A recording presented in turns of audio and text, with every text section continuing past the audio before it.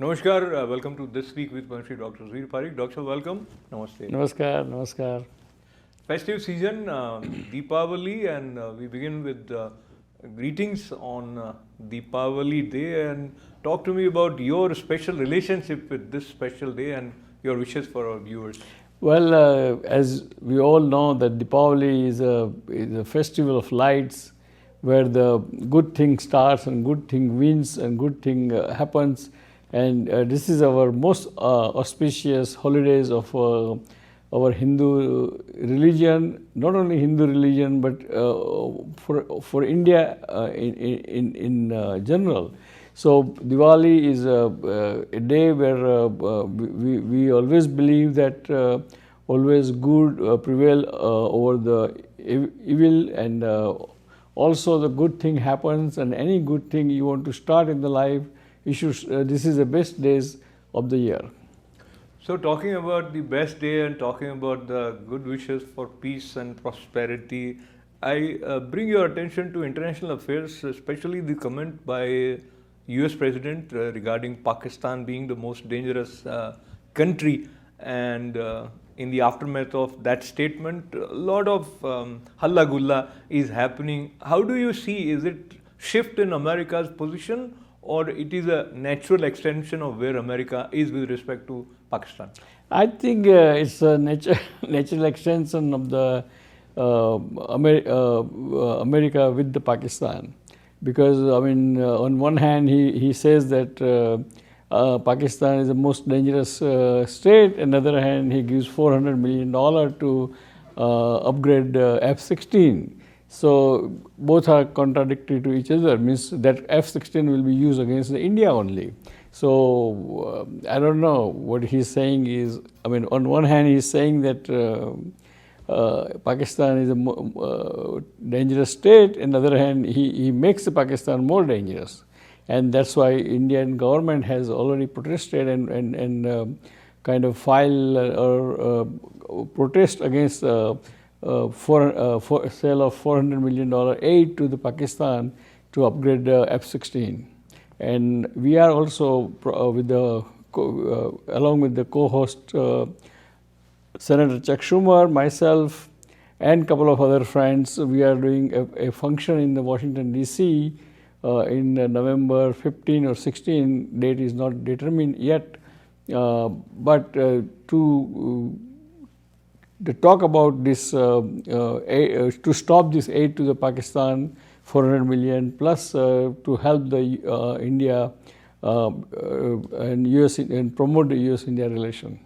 Talking about relationship between nations and relationship between leaders in the same party is also making news, not just in India but in America also. Staying with America, how do you see the significance of former presidential candidate Tulsi Gabbard, the only Hindu with very proud accepting her roots, mentioning that Democratic Party has become like an elitist cabal and whatever.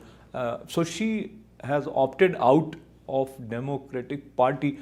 Her coming out with such a big statement with criticism for Democratic Party, what do you read in this? Well, I think it shows that the Democratic Party is going too left and too liberal, and she is kind of a moderate Democrat, and that's why probably a lot of her ideology, her thinking is not kind of gel with the current Democratic Party. And that's why I think she is kind of resigning from the Democratic Party.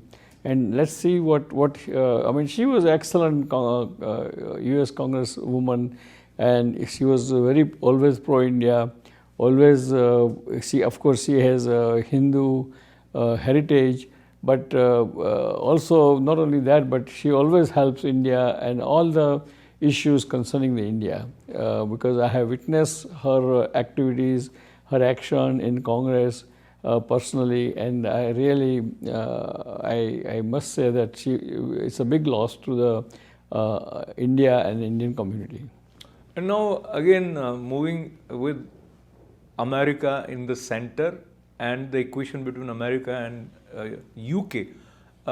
President Biden criticizing the economic wisdom of UK Prime Minister Truss, and there has been a lot of discussions about the Indian origin Rishi Sunak getting a lot of good words from people, and seems like the decisions taken by Prime Minister on the economic front are not sitting well as far as inflation and.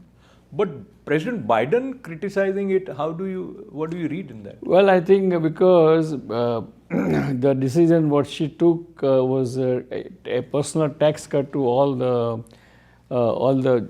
middle, upper middle, and rich taxpayers, and when whole the world is in the kind of there is inflation and the recession, this kind of physical or economical steps leads to the disaster of the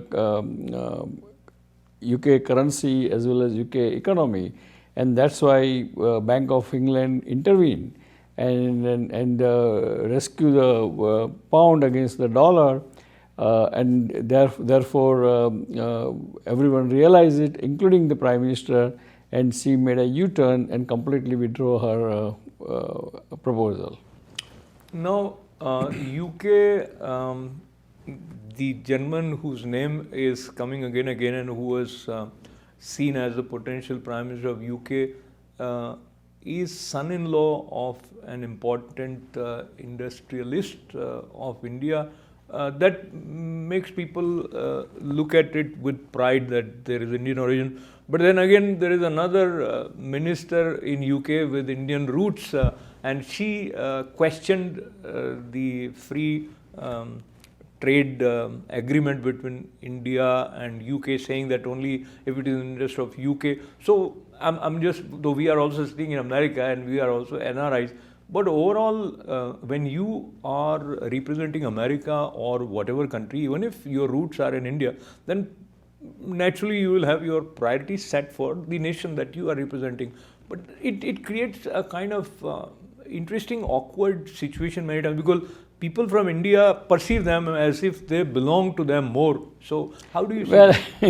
It's like we all in India, people of Indian origin, if someone is from Indian descent, so we automatically expect them to favor the India and Indian concern and cause. That's not true, because the person has to more faithful to whatever country she is citizen of and whatever country she is work for.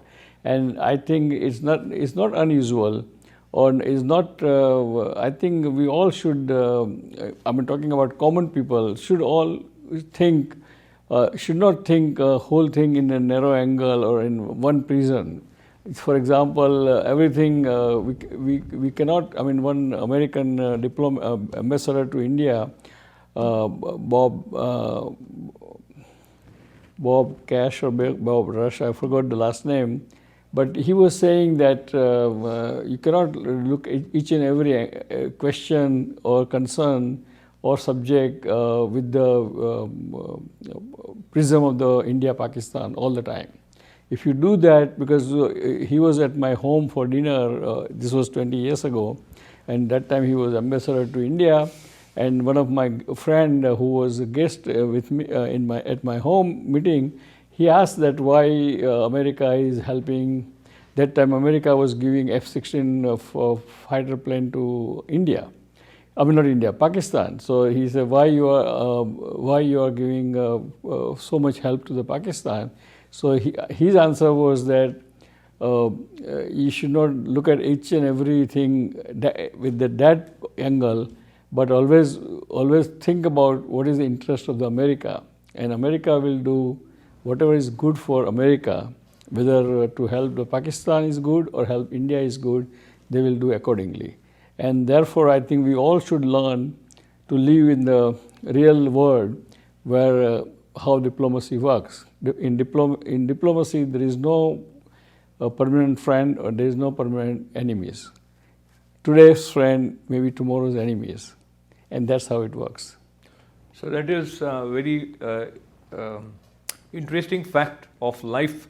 With this fact, we move towards the way Pakistani politics has brought Imran Khan back to limelight and has shown that how fragile the current government is likely to be in the by-elections, by-poll elections. The victory of Imran Khan's party and his call for early general election. How do you see the stability, instability of Pakistan? Well, that shows that people of the Pakistan are not happy with the current government, and there are a lot of, I'm sure, just like back home, there is a lot of inflation, there is a lot of other social concern, social problem, and therefore I think people has voted for Imran Khan because they might be, he is more conservative, while the current government in Pakistan is more liberal and democratic, kind of more left side, leftist thinking. So probably these seats or wherever this election happen could be people are more conservative. So we don't know the true nature of that demographic. So, but whatever in democracy, whatever people choose or people select or elect is the reality, and we have to accept that. Important thing is when it is accepted with grace, that helps democracy, but many times it results into a little bit of violent protests, etc. But going towards India, looking at the largest or oldest party, so to say, Congress, maybe it is not oldest that because when it became Congress, that with Indira Gandhi, but still the presidential election, after a long time, the potential of non-Gandhi becoming president votes already in the ballot box. 19th October is the day when we will know whether it is Shashi Tharoor or Mr. Kharge. How do you foresee the outcome? I think Congress, what I understand that Congress constitution calls for election of the president of the party. And now after 20 years, Congress is doing this election and they went through this exercise of choosing the president through their out of their choice of the delegates, 9,000 I think of them. That is a good sign in a democracy that there is an election. Whether that election you like it or you don't like, one like it or one don't like it is a different story. But again, it's a good step in the democracy, and most likely I think Kharge will win election because he's unofficial official candidate of the establishment, so chances of his winning is much more. And of course Tharoor is a challenger, but if I personally think that if Tharoor wins, then it's a good for Congress, because then Congress will have a different younger leader, younger kind of thinking and younger perspective of the whole thing, and it may be advantageous to the Congress, but most likely Kharge will win because he is a establishment candidate, and we'll see what happens tomorrow. Absolutely. So what happens we will see, but looking at the potential new president being someone with the experience of 80 years may work in favor of the growth of Congress, or it may work otherwise. But moving towards the other side, where while Modi government was applauded for having abrogated Article 370, looks like there is again a series of violent actions taken against Kashmiri Hindus, and a recent killing of a Kashmiri Hindu has caused a lot of anguish, and people are questioning, including of course opposition members, in terms of the handling of the law and order situation in the valley. Would you say government has failed, or you would say these are few instances but overall there is improvement? I think looking at the number of this kind of murder and assassination or kind of lynching of the Hindu Pandits, it's happening quite often lately, and it might be happening purposefully just to create the scare in the Kashmir Valley, and that's how to stop other Pandit to come back in Kashmir or other tourists to come back into Kashmir. So that could be the terrorist angle, thinking. But I think what government now is a part of the India, so government of India must make sure that all the Pandits and all the vulnerable people should be protected, and law and order, it is probably, I'm sure it's a good law and order, but should be much stronger law and order to prevent this kind of thing. Otherwise, what will happen? There will be chaos.